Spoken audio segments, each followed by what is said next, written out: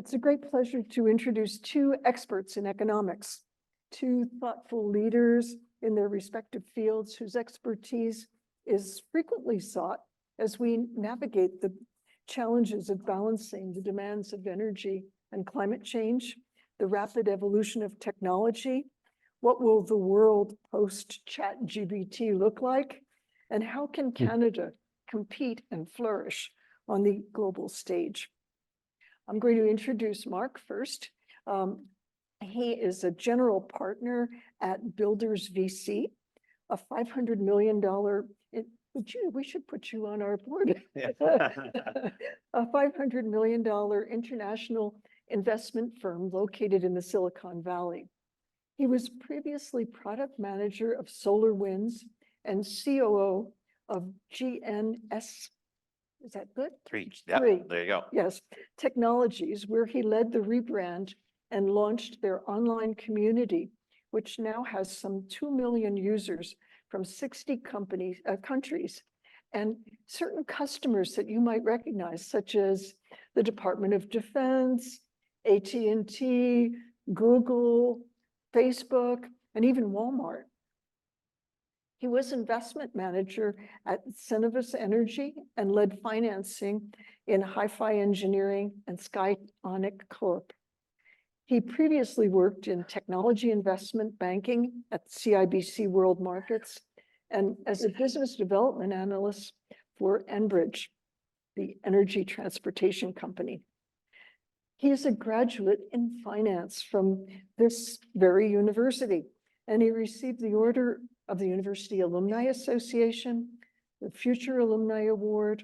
He was named a top 20 compelling Calgarian, a top 40 under 40, a Rising Star Alumni Award, and a 2021 Rising Star with the Venture Capital magazine.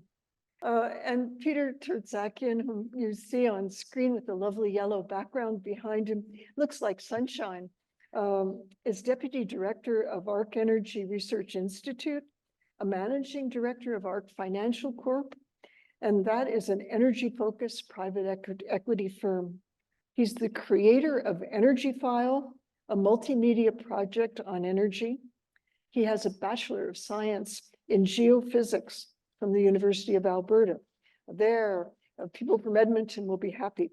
And a graduate degree in econometrics from the University of Southampton. Our board chair will recognize that. And an MSc in Management Technology from MIT.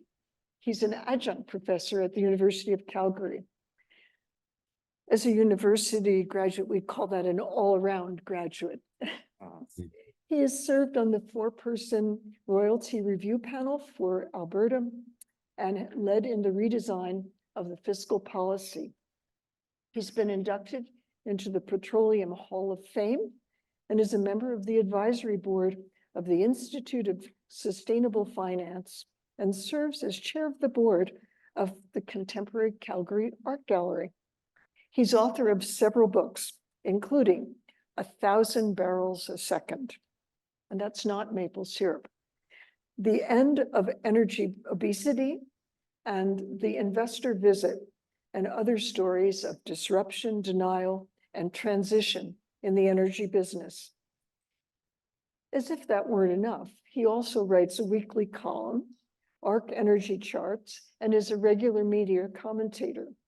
So together today, we're going to look at two pillars of the economy. In what ways are they independent and what ways are they symbiotic? What do you think, Mark? Well, thanks so much for having me here today. And hey, Peter. Hi. So yeah, Peter and I have had these conversations over long periods of time. And I think from my perspective, so just a little bit of background, my day job, I operate as a venture capitalist. We're, as mentioned, $500 million venture fund that focuses on antiquated industries. And so our focus on human health, agriculture, industrials, and the construction sector. And so we've been collectively as a partnership in this business for about 20 to 30 years, dating all the way back to the early clean tech days of the 2000 era, where my partners and I spent a bunch of time at Coastal Ventures. And so we've got a bit of a unique perspective, similar to Peter, looking at your question around independence, how they're interdependent, and then how they're symbiotic. And we had an interesting conversation about this a couple of weeks ago. let me kind of hit each of those topics a little bit. I think the independence piece, there's cycles that drive both energy and high tech. And I think that Peter can definitely talk about the cycles within the energy sector far better than I can around the commodity cycles.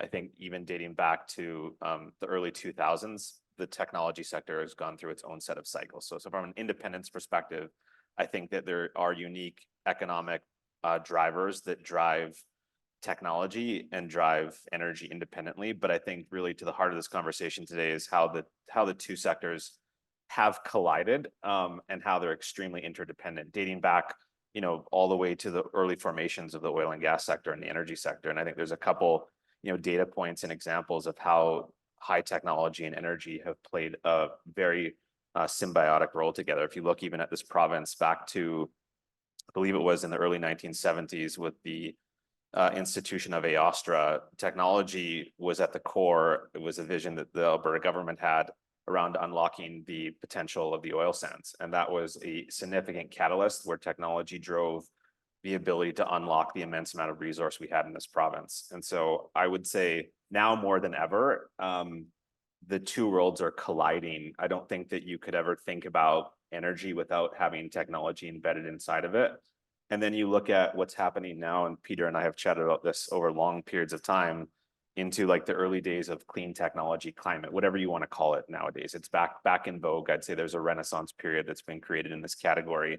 Last year alone, I think there was about $71 billion of capital deployed in climate technology. You date back to 2006 to 2011, during the early clean tech 1.0 bubble, there was $20 billion of capital deployed in the sector. And so I think that collectively over the past decade, there's been over $100 billion of just technology investments directing at the energy sector with very high tech solutions. And so we've seen waves of, you talk about independence in the areas. The energy sector is at probably all-time highs. The tech sector right now, this country is definitely seeing a down curve, and we can get into some of those specifics. But I think that Peter would probably agree, even dating back to his early days as an equity research analyst, that technology has been an absolute core part of the sector and will continue to be.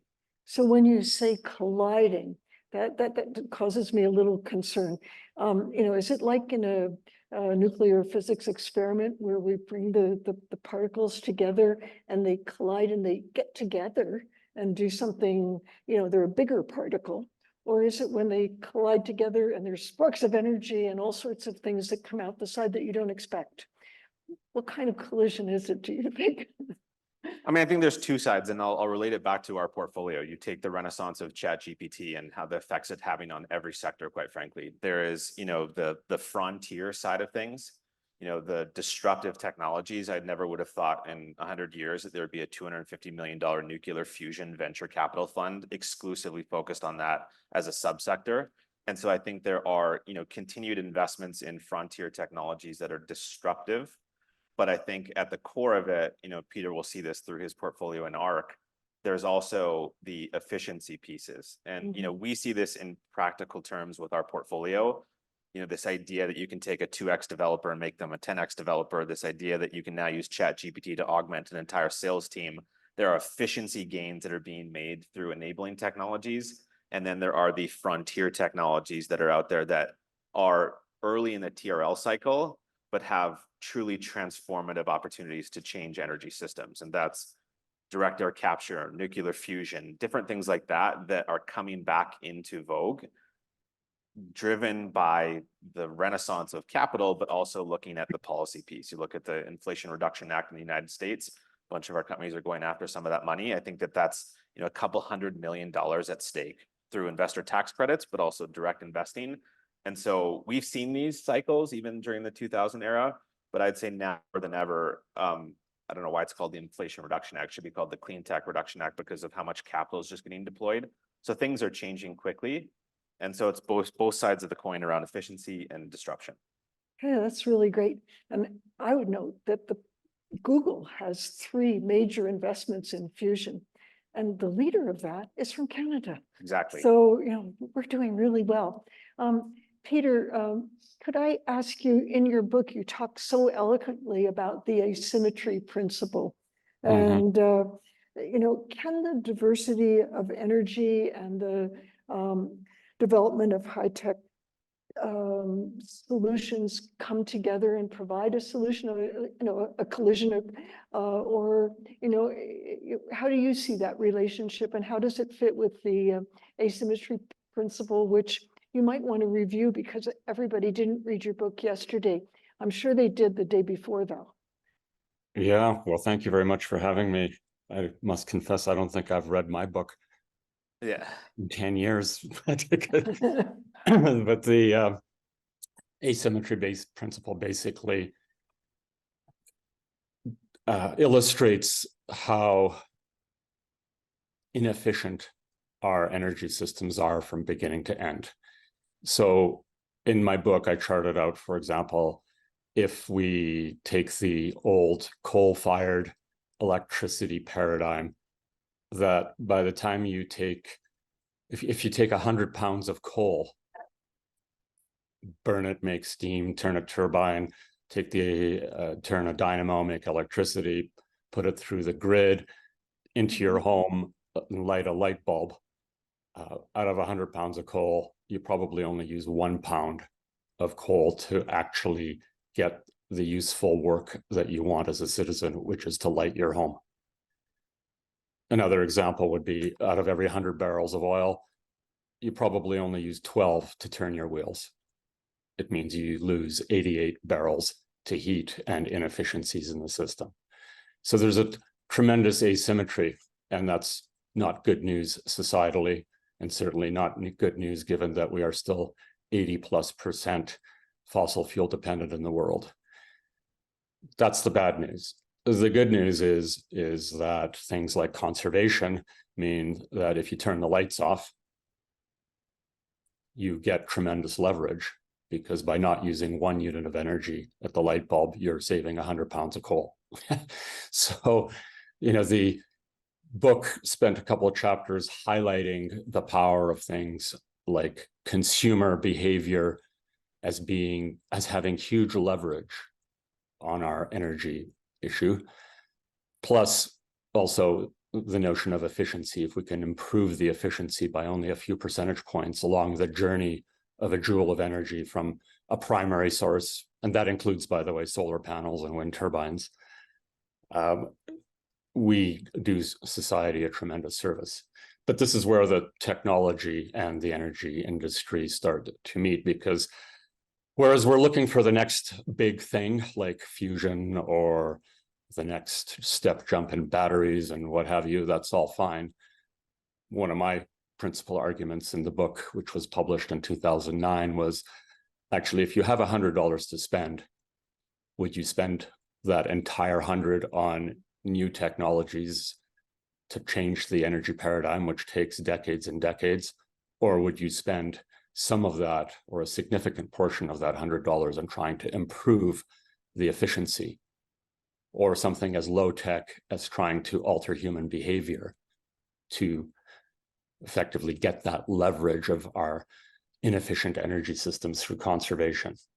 So technology and energy meet not only in completely new paradigms of how to take a raw unit of energy at the front end and convert it to the work we want, but it's also very important, and this is where things like artificial intelligence and optimization of systems comes in, to basically be more responsible about how energy travels through our infrastructure to our end use.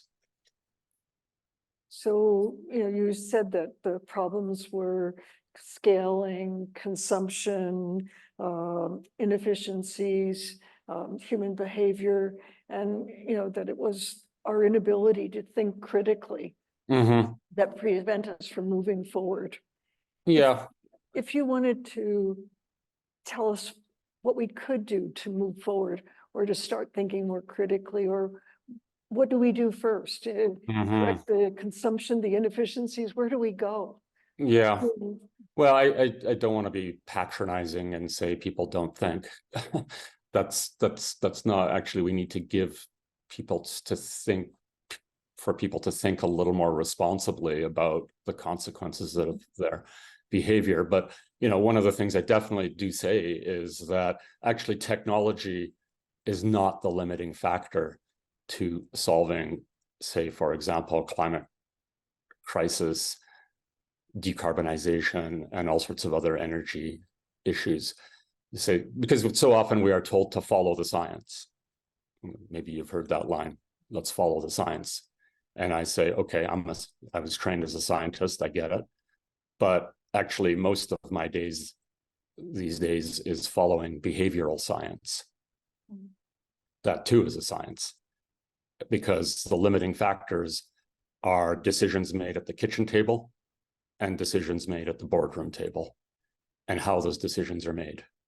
And I can tell you, at the boardroom table, there's paralysis in understanding how to apply technology to even basic fundamental problems, and making decisions about capital allocation. And at the kitchen table, there's behavioral issues because of anxieties about inflation and paying the rent and so on and so forth.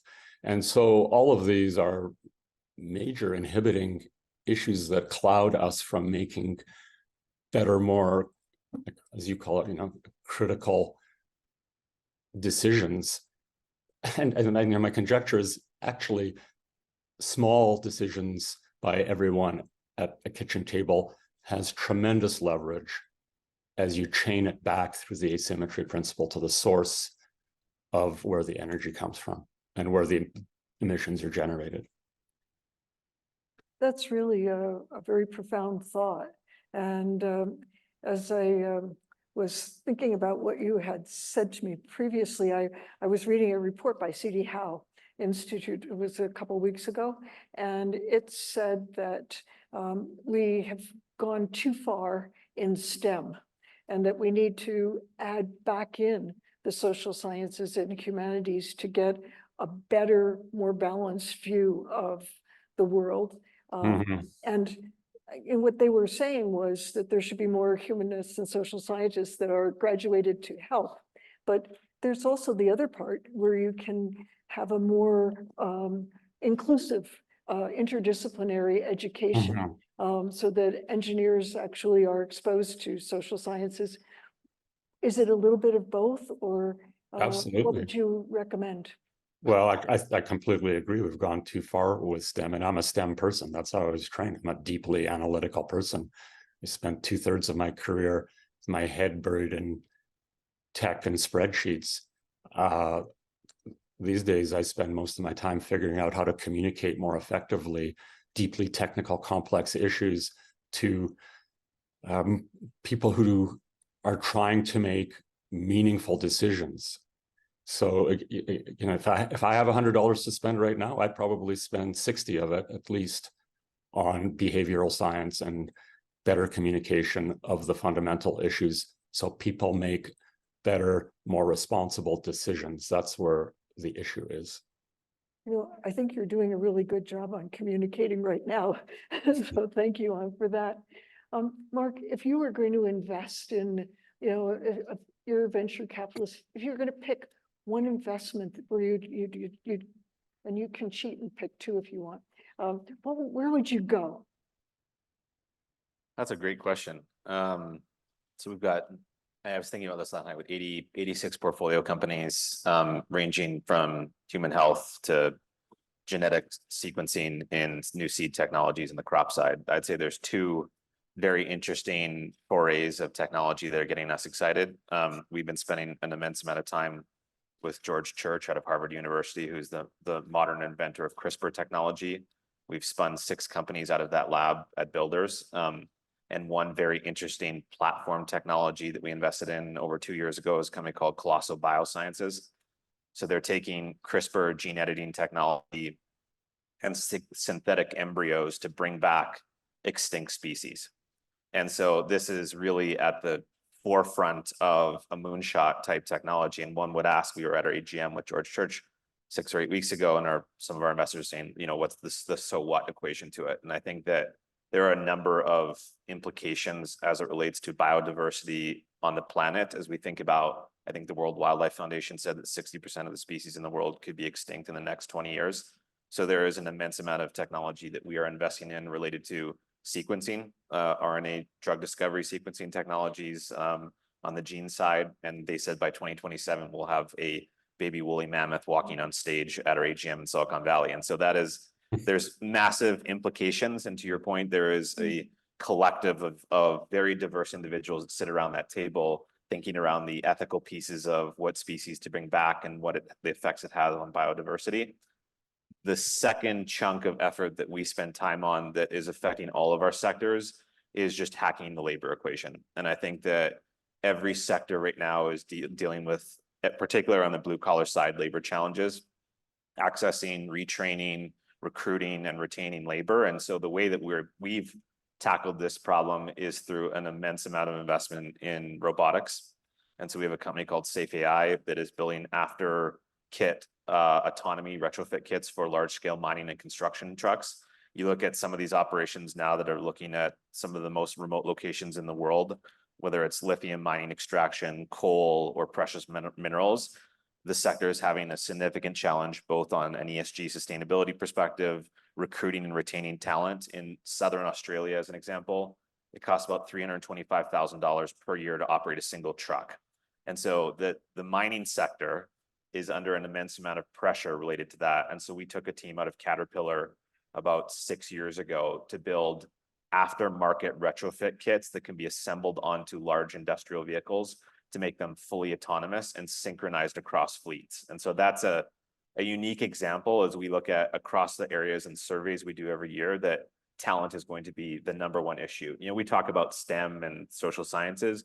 There's also, think of all the blue collar component to the market. And you look at any of statistics that are coming out of trade schools, enrollment numbers, those numbers are at all-time lows. And so there are unique ways that we are thinking about incentivization and marketplaces and the behavioral science of how we get people into trades.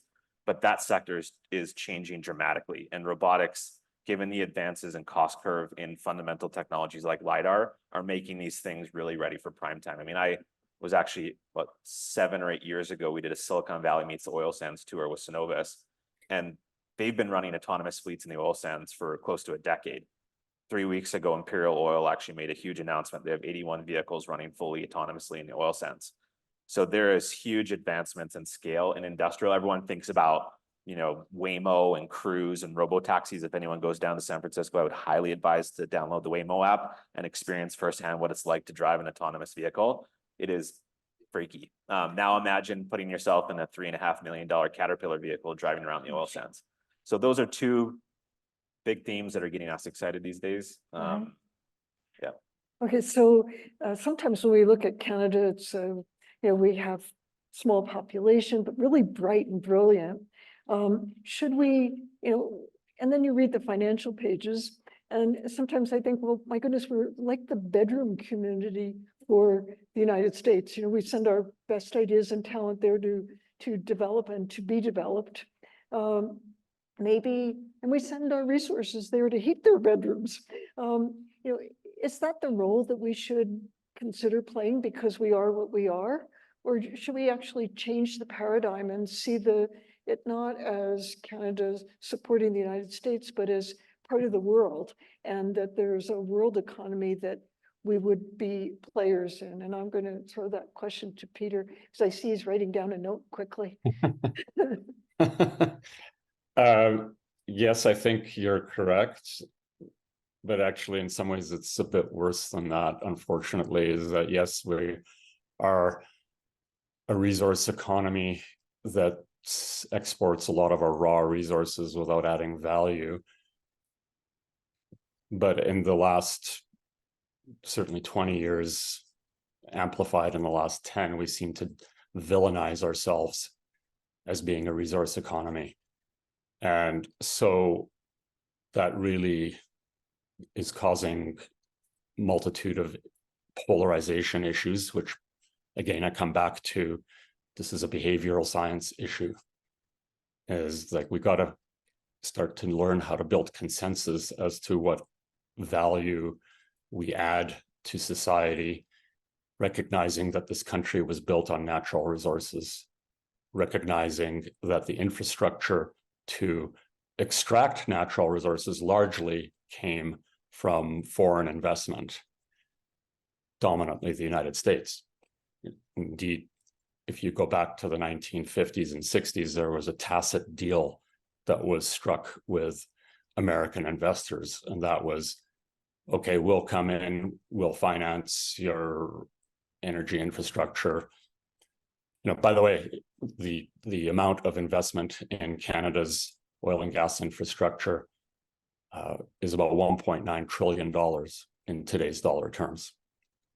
And that was largely financed by external financing that came from the US, about 70% by my calculation. Why is that all relevant? And sort of looping it back to your question, is relevant because now we are being asked to transition our energy infrastructure, to decarbonize it, to move forward. Well, where is the money and the capital going to come from? Right, who's going to pay? Because as you pointed out earlier, the population base here is low, which means the capital pools are a fraction of that in the US. The Canadian government or provincial governments by themselves cannot fund energy transition. They are merely, in my view, providers of seed capital, from which then follows private capital. But private capital is not coming here because we have an identity crisis as to what we do and what we're good at when it comes to natural resources. And then to take it one step further, because the United States, as was already mentioned, the Inflation Reduction Act, or whatever you want to call it, is so lucrative, Canadian pools of capital are financing American projects. And I sit back as a Canadian and say, wait a minute, why are we financing American net zero? I thought we were supposed to finance our own net zero aspirations here. So, I think this does not maybe is a bit unsettling, and it should be, because I think we need to have an honest conversation in this country about how we make decisions, how we overcome polarization, and how we become proud of what we have historically done well and can do well again. And by the way, if you look at energy, which is my expertise, so much technology and innovation to improve the processes of extraction, and I know the same as in the mining industry, has been developed in this country and exported around the world.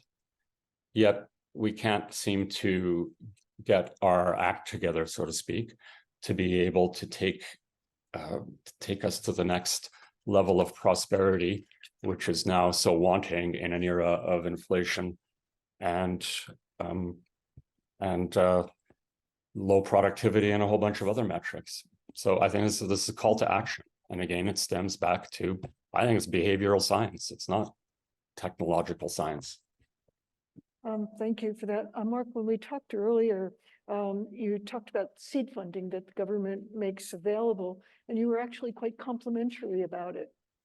So where do we go wrong? And where are the gaps in our system?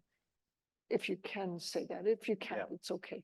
No, I think Peter is absolutely right. We call it a bit of a cottage industry, and it's changed. I think we're too small of a country sometimes to be competitive with one another, whether it's East Coast, West Coast, Calgary versus Edmonton, just based on the population size. But I'd say, generally speaking, Peter's absolutely right. What we've probably done well, and almost to a fault now, is the early stage capitalization. And so I wrote down some of the organizations.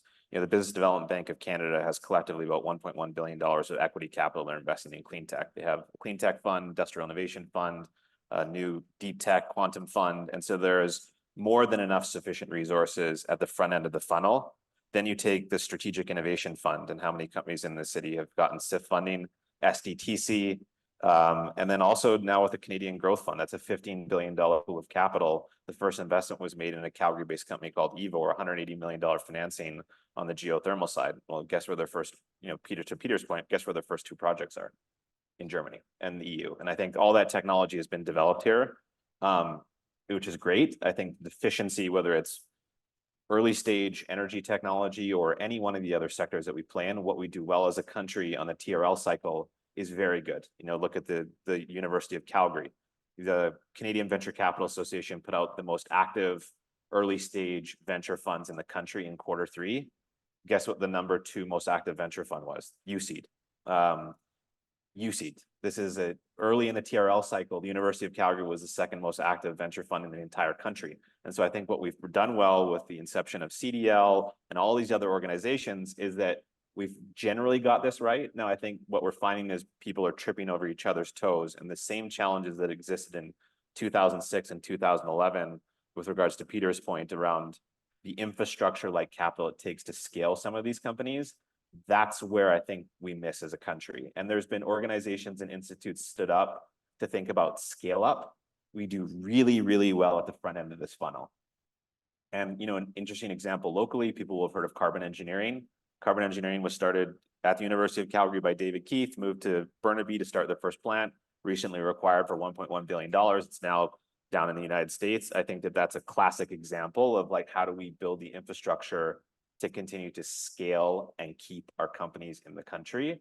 And hopefully some of these initiatives, you know, the Canadian Growth Fund, that's $15 billion of pooled capital, the infrastructure bank starting to deploy.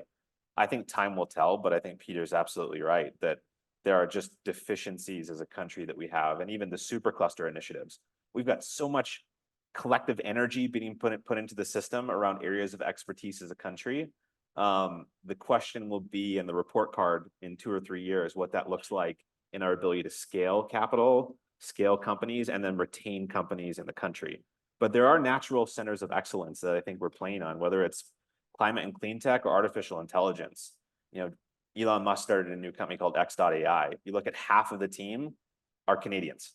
And so the University of Montreal, U of T, even the University of Alberta and the U of C to some extent have an immense amount of intellectual capacity in the space that is a natural center of excellence. And the next foray, which the U of C is spending a ton of time on, is the future of quantum. So I don't think we can be everything to everybody. I would say the deficiencies are how do we take all this great effort, capital at the front end of the funnel and make sure that we can retain and grow our companies in the country? And how can we also just pick a couple very select opportunities that we can win on and do that really, really well? When I listen to the two of you, I feel so inspired, and I think that rational thought and proven science based on research and careful investment, there is a future for everybody. But when I turn on my television, which I try never to do, but I did in the hotel room last night, all I hear is vitriol. And nobody wants to have that rational conversation.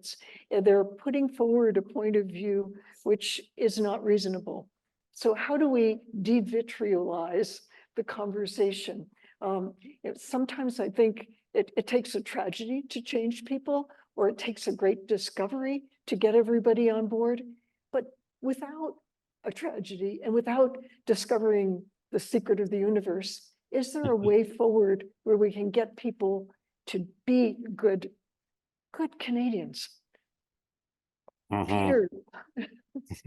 Yes, I really believe that, because we're to the point now where I feel there's incredible fatigue with the vitriol, incredible fatigue with polarization, to the point where people are just starting to tune it out. People are also loath to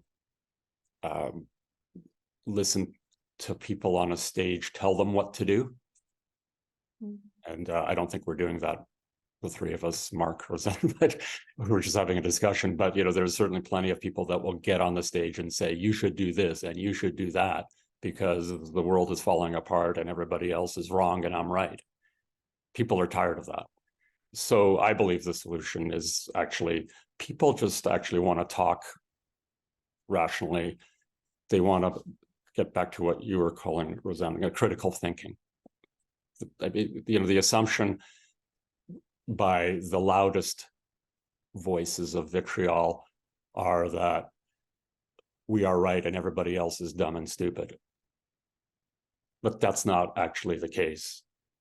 There are a lot of people that want to get into a conversation in a rational way. And so in answer to your question, I actually think it's done one step at a time. It is a lot harder to be, it's a lot harder to troll somebody in person than it is online or in the thing. And I think convening in-person roundtables, now that we can do that again post-pandemic, one step at a time, is not the complete solution, but part of it is gather people together to participate in a conversation.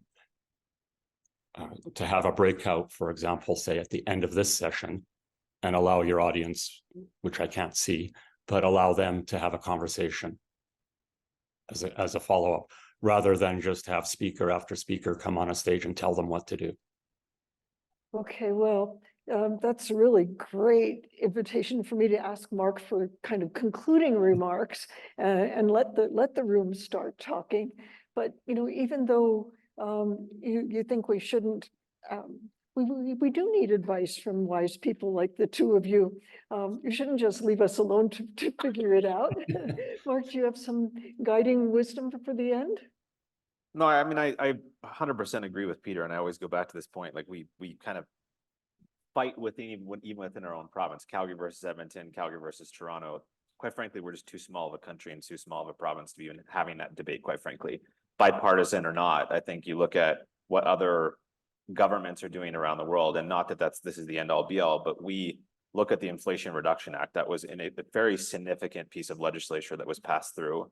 And then you juxtapose that with, you know, collectively what we're doing in this country. And I feel like, to Peter's point, we no longer can have this argument, Alberta versus Ottawa, Ottawa versus BC, because we're just too small of a country. And collectively, you look at the sum total of the parts.